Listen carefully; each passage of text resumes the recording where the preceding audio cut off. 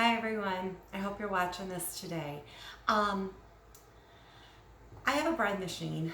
I use it a lot. Oh, not a lot, but on occasion. I do love that fresh home baked bread, but it's just so much easier than trying to knead it and do all that myself and faster and frees me up to do other things.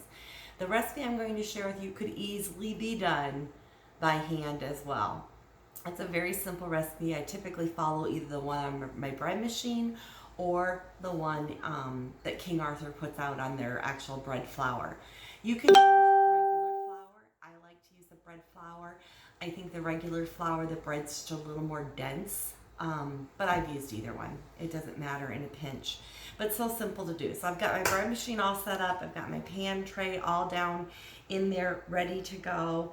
And I am going to go ahead and dump in my water. I've got about 1 1/3, 1 1/4 cups of kind of lukewarm water here, not real warm.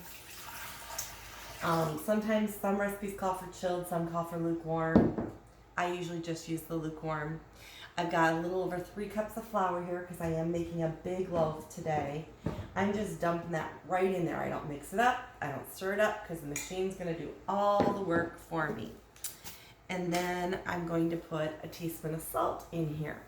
Before COVID hit, I used to always buy the ready-made bread mixes and spent quite a bit of money on them. Well, then after COVID, they were really hard to find.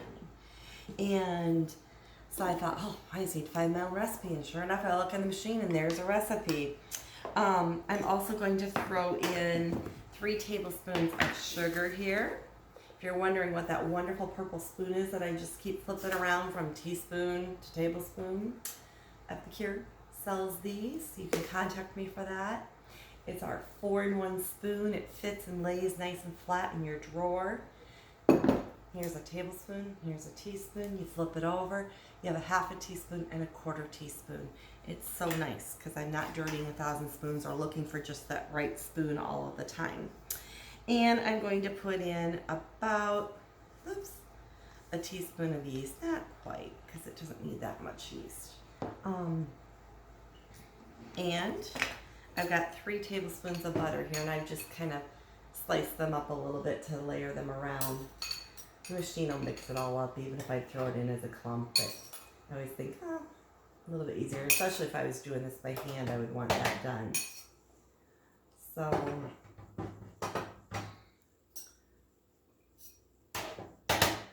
we go. All right, that's in there. I'm going to put a lid on it. I'm going to hit start. It is on bread. It's going to take 4 hours. That's it. That's how simple it is. And I'm going to have a great fresh loaf of bread when it's all done. Later, I'll show you what we're going to do with that bread for a special recipe today.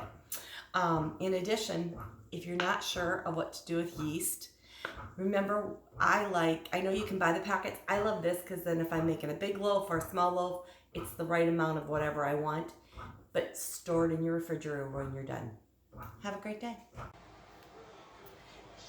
Hi again. If you saw my previous video today, I gave you a great recipe for making bread in the bread machine.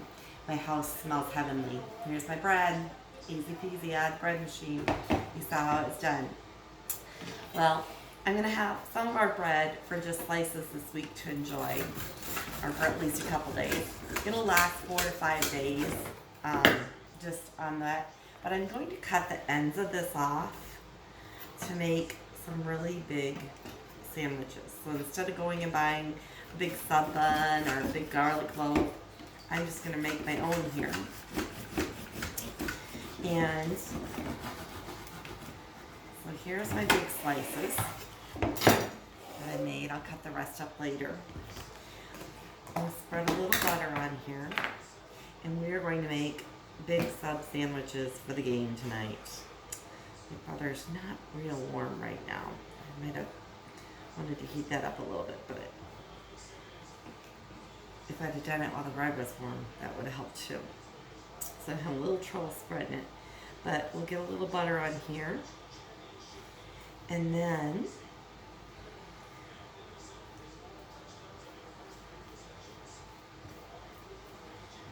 I'm going to take this herb garlic sea salt blend It comes with its own grater, and you can adjust how well you want it fine or coarse you want it grated by adjusting it here in the middle a little bit. It's just the perfect amount of seasoning on there. And I'm going to throw some cheese on it. And just some turkey breast on it. Now I could do onions, I could do green peppers, I could do ham, roast beef.